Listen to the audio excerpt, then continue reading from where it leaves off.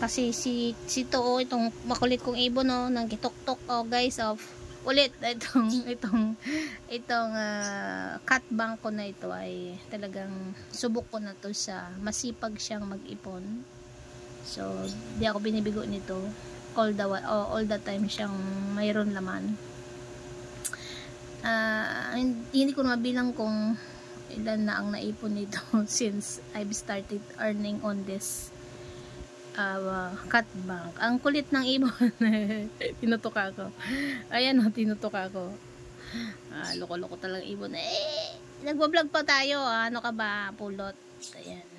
Pansinin daw siya. So, interruption. So, laging kasama siya. Bubuksan na natin to, silipin natin kung magkano ang laman. So, ito guys, so, nilalagyan ko to ng tapal dyan kasi baka pasukin ng ayan o, tag sa 10 piso yan.